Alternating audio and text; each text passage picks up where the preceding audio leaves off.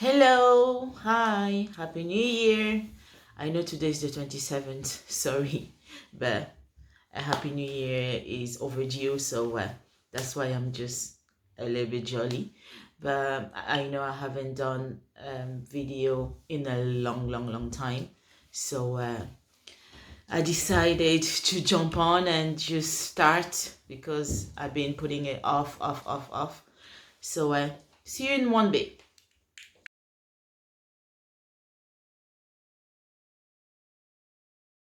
Hi, welcome again. My name is Nancy Mika. So today we're going to talk about 5 points of I wish I had known before marriage.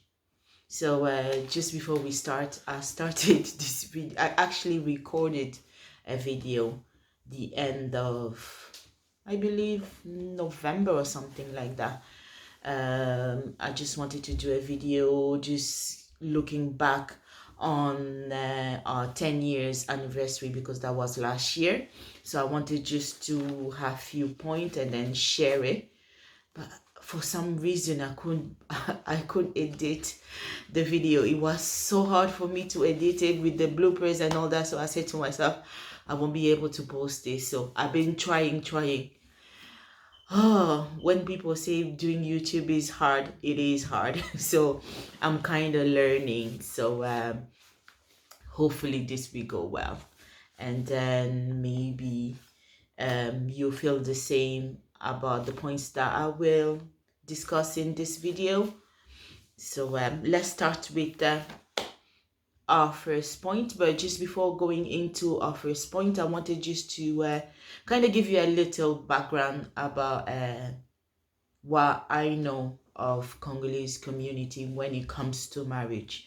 And then I know some other African countries and cultures may agree with what I say in this video. So I know as Congolese, what they do mostly as African, they mostly prepare a woman.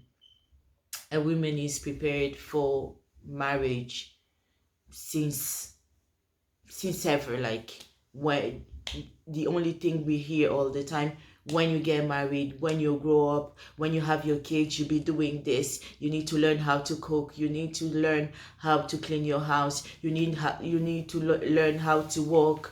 And then a woman doesn't do this, a woman doesn't do that. The list is so long when it comes to a woman, but when it comes to a man, it's just like the only thing you have to do is find a job or get married. You need to be a man, as they love to say, foza mobali poeba na obala mobali baiba ke na posh, meaning like you know a true man in the side, a true man when you see the size of his pocket, basically. So my first point is theory is not practice. Theory, it's not practice.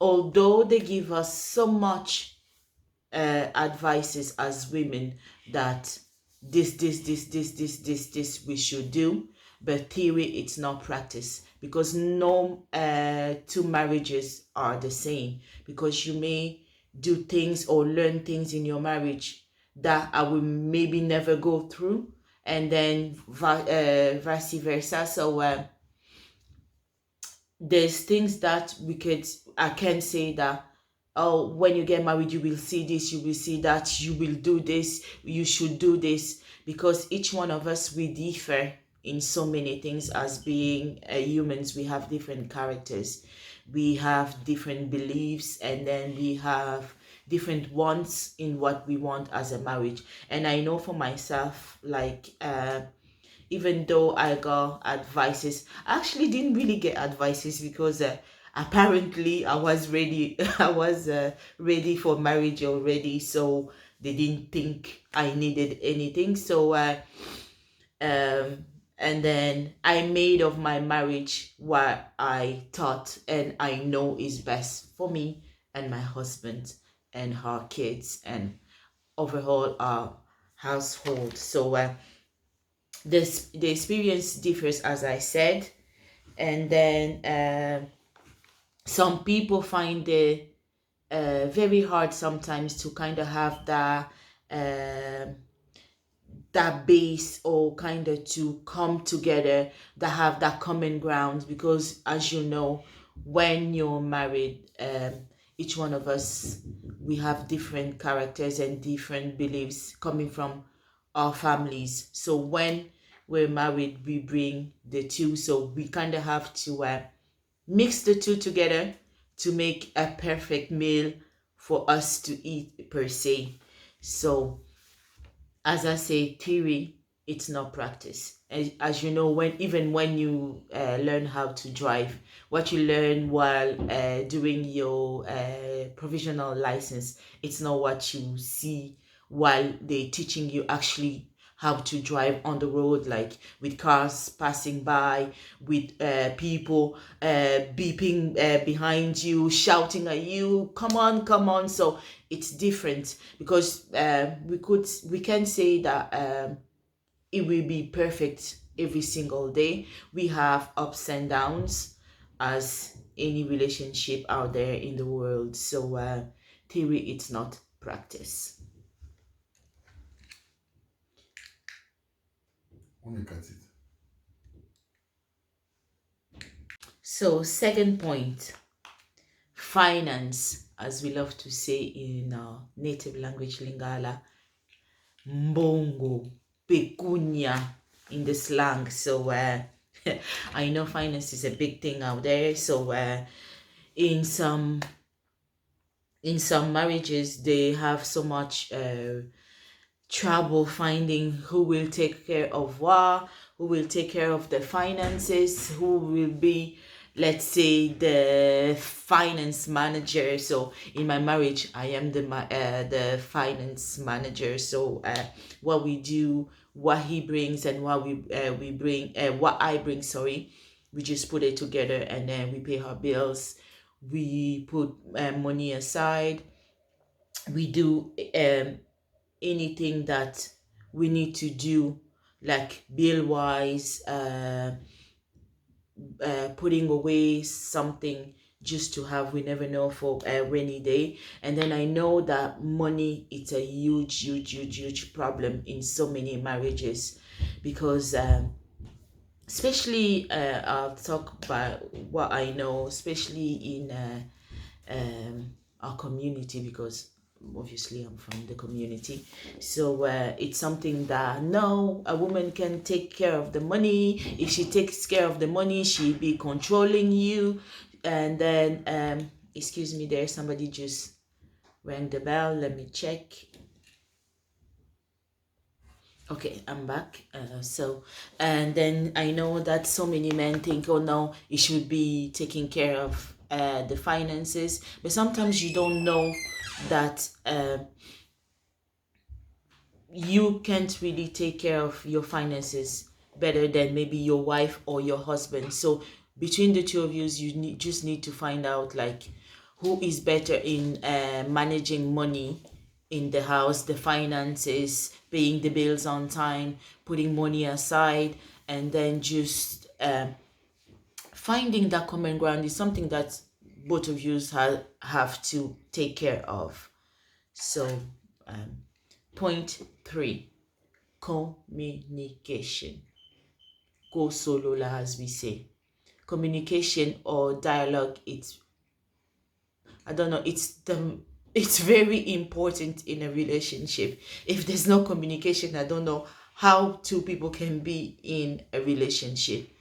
That's really the base. Obviously, love should be there at first, but communication has to follow. They have to be hand in hand, like. So communication is very important, because that's why we see some people, after a year or maybe 3 or more years, they're having problems. Oh, I don't like this about him, I don't like this about her. Sometimes it's just because maybe they don't sit down and talk, not only talk about marriages, but just talking about what you like, what's your ambition, what you want to do. Maybe the ambition that he or she had before marriage, it's no longer there, and she has more ambitions. And then sometimes I know as well some men maybe they don't want the wives to work, or to have businesses, or to go to school to have degrees, but they just want them to be at home and then raise kids. So if you're one of those women, we can put you down for that. But like myself, I can be a housewife. I can stay at home. So for myself, as since before getting married, my husband knew that uh, I always wanted to have my own business. I always wanted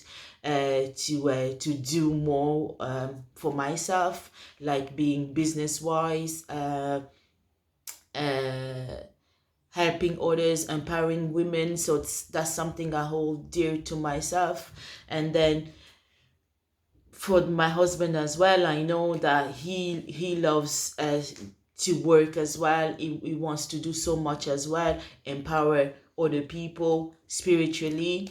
And then because that's something that he loves and then he holds dearly close to his heart. So communication is really, really important. Even though you're in an argument, I know sometimes it's hard, but listening to the other person, because sometimes when we talk, you don't listen. Listen, let the person finish, and then you put your point across. Or sometimes the I would say it's not time for you maybe to reply on something or he or she said. Just wait few minutes or few hours, and then take your partner or your husband aside and just tell him or her how you feel. Or maybe I didn't put my point across as I should, I'm sorry. So point number 4, routine. Maybe you might say, why are you talking about routine? Routine in a sense that your relationship may become a routine, your sex life may become a routine as well, because sometimes what I think our mind kind of just settle, because well, I'm already married, so what more do I need? I don't need to make up. I don't need to dress up nice. I don't need maybe to be sexy in the bedroom. Your sex life, sorry, maybe may become a routine, in a sense of maybe you put it off for so long. You don't want, maybe you don't see the need, or you're not wanting or attracted to him or her sexually. Sometimes they fail to tell us that, like, you may feel that way. Like, some people may go off not being intimate for a month or more, because they just settle. It's just a routine for them.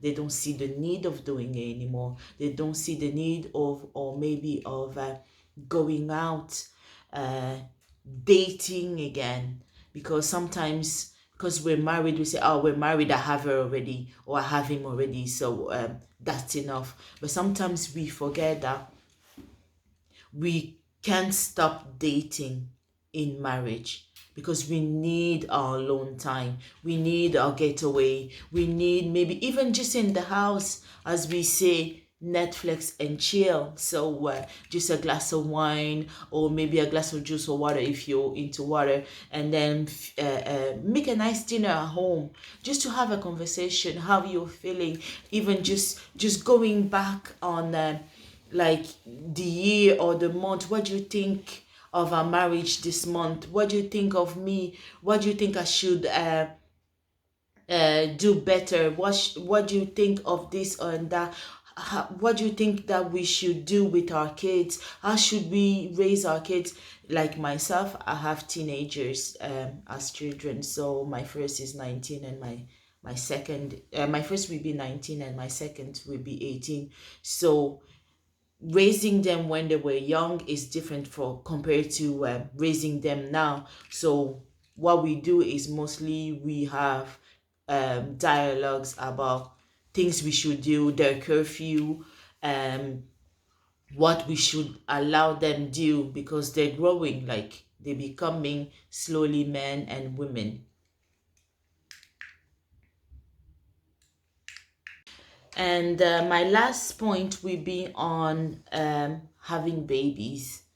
Uh, I know sometimes having babies may differ from one couple to another. One may have a child or children within the first 3 years of their marriage. Some may be different than others, because I know sometimes they like to they don't really tell us that you may have kids before marriage, and then you think that once you're getting married that you will have kids straight away, or your husband as well may have kids before marrying you, and then he thinks as well, oh, we will have kids straight away. Sometimes it doesn't happen the way we plan. But the thing that we should do and remember is be strong together. We need to support each other, because it's really hard on our mental health, because sometimes we don't really speak about mental health as Africans. It's a huge thing. It's big because some people sometimes, because they really want a kid or children, and then without knowing it, they have phantom pregnancy. They're showing all the symptoms of pregnancy, but actually they're not pregnant. And then those people are just they're just heartbroken. And then as friends, as family, we need to give our support.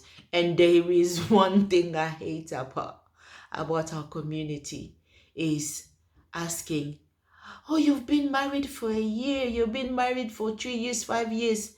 When are you waiting to have kids? Why are you waiting? When are you going to have kids?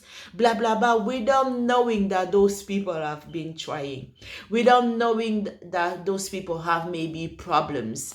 They need maybe to undergo some tests, some surgery in order for them to have kids, or maybe they're just sterile, they can't have kids. And then for us to come and then say, start counting that it's been a year, it's been 2 years, it's been 4 years, 5 years, 10 years, it's really awful. It's not unfair of us doing it. It's something that we need to do better. We need to change our mindset on that, because we don't know what's happening in their marriage, in their relationship, or maybe as well they don't just want to have kids, because there's people, I believe, they want to get married, but kids, it's not for them. So it's not our responsibilities to come and then just be the middleman or the middle person in people's marriage, because we don't know the struggle of people, the everyday struggle of people. And I know that children are a big part. It's like I always say, it's there's a saying in Africa, Congo, sorry, that we say, oh, bana baza fuya bolingo na biso, that we say that kids are the fruit of our love. And then there's so many people, most of us in general out there in the world, we do want kids, but sometimes it's very hard for so many people to have kids. So I encourage all of us to be nice to people. If you see people that have been married for a year or 5, 10, 15 or more years, you don't know where they go. Maybe they've done all the tests out there, but nothing is happening. But I just want to let anybody that may watch this video that your time is coming. At the right time, you will have your children, or you will have that child that you've been waiting for. Because I have seen people, me even at the age of 48, they never had a kid, but she didn't expect it. Boom, she got pregnant. And the other day, I believe on Instagram, I saw a small TikTok video of a lady. I think she was maybe in late 20s or early 30s, And then she was just in tears because they've told her countless of times that she will never have kids. But she just found out that she had kids. Imagine, maybe it took her 10 years, it took her more. But for her just to hear and to have that test that she was pregnant, she couldn't believe it. She was bawling in tears. So let's be kind out there. And then remember, no marriage is the same. Make of your marriage your own. Cook your own meal per se. I'm saying in literally no cooking your meal in the kitchen, but cooking your meal as your marriage, your relationship. Make it your own. If you want to be stupid, you and your husband, do it. Nobody cares. If it works for you, it works. Like me and my husband. So we love it. So that's what we love.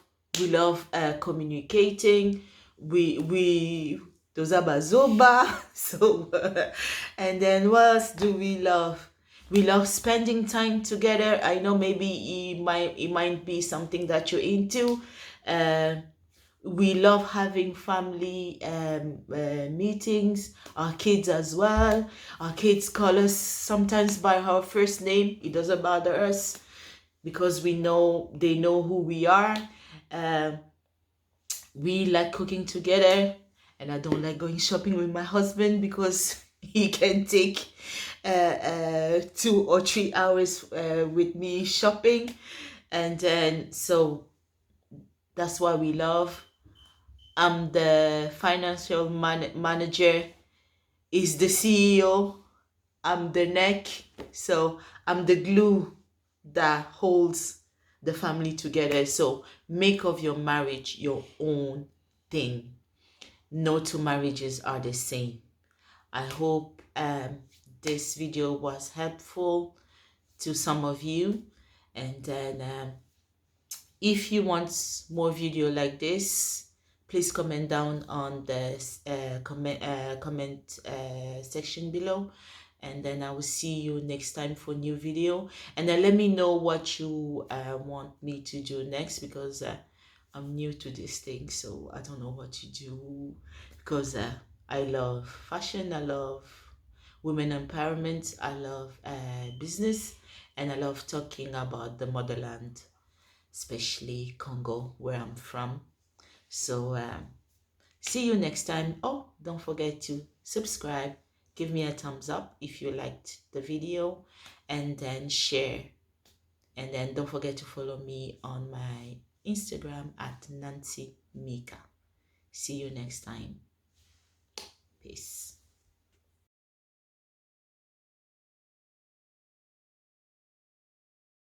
So just 2 bonus points that I really think it's very valuable. It's being content with what you have, content with the salary that you or your husband is bringing. If it's only the husband if it's only the husband working, be content with what he brings. Or if it's only the wife, it differs in every marriages. Be content with what you have. Don't compare your marriage to your neighbors, your friends, your parents, because sometimes what we see outside, it's not what happens inside. Because if you hear stories, you would even say that, oh, I love my marriage, I won't change my wife, I won't change my husband for nothing. Because some people just show face, they love showing face. They're not true, they're not what you think they are. Because some people are good as friends, but when you see them as a couple, you just ask yourself, is this the same person or this is somebody else? Because if you want to know the true colors of somebody, ask their wife or ask their husband.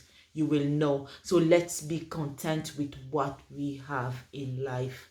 Let's be content with the house we live in, the cars we're driving, the salary that we're bringing in. And if you don't have a land, if you don't own a house, it's okay. It's not a big deal. You still have time. As long as you have this and this, you can do whatever you want. You can do whatever you want in life. And then another thing about children as well, I forgot to mention, is sometimes they don't tell us you may have kids that have uh, underlying condition, or are disabled, have diseases, like you don't know how to cope as a couple. And then most of the time the women are victim of abuses coming from the husband or the husband's family. And for us to go through it is like we need to be strong, because nobody asks for it. God give us what God just give us these children, because he knows that we are able to take care of them. Being disabled, being sickle cell, God knows that he gave us the strength to take care of these kids. So be prepared if you're not married, and then if you're already married and then you have children with underlying condition and with mental illness, or are disabled, be strong. Be strong. You can pull through. You will be able to take care of those kids. And then one more thing as well about children and pregnancy. Sometimes they don't tell us that you may be pregnant for the first time, and then you may lose your first pregnancy through miscarriages after maybe a few weeks or few months. You may lose the second pregnancy again. You may lose the third pregnancy maybe when you're on your 7 month. You may give birth to a still born. Sometimes they don't tell us that. And then what I always say is you need to have a strong support system, being your partner, your friend, your family, or maybe just going to see professional just to talk about how you're feeling, because mental health, it's very important. We need our mental health to be intact for us to go through life, because if our mental health is not intact, I don't know how we will cope. Because as a husband, when your wife is going through that, you really need to be strong to support her. Tell her that she's beautiful. Tell her that she's strong. You will have another kids, because sometimes you may have 3 or 4 or 5 miscarriages. Maybe on the 6th one you have one child, maybe 2 or 3. You never know what will happen, because the constant thing in life, it's change. The constant thing in life is change, because we're changing. Our body is changing because of pregnancy as well. I know some people will say, oh, there's no point of me trying because I might lose this one. I know it's hard, and I don't want to be harsh, or maybe I don't know, but I just want to tell somebody, you never know. You might try this time, and then it will work, and then you have your baby or your babies in your hands. You never know, because we have so many testimony of people out there. I had 5 miscarriages. I had 2. I had 6. I had 4. But when we try, sometimes they even say, I didn't know I was pregnant. I just find out after I'm pregnant. This is my 4th month. So you never know what God has in store for you and what life has in store for you. It might knock you out in your first year with into marriage, your 5th year into marriage, but you never know. And then sometimes as well, they don't tell us that about baby blues, or maybe you might not, you might have your kids, but you don't feel connected to the kid. And if you feel that way, you need help from your spouse, help from your sisters, your mom, your friends, and help from professional, just to help you to bond with your kids. Because sometimes people may say, "Eh, ye niño aquí para banate," but sometimes it's just the way you're feeling. It's your mental. You don't feel connected straight away to your kids. So you need to work on that. Because I know as mothers, we feel connected to our children with, like, since they were in our womb. Like, you're talking to the baby, singing, rubbing your belly. Some people don't really care. They're not those type of people. So we can't put them down. So we should be there to help people. So I think I've rambled a little bit too much. So thank you.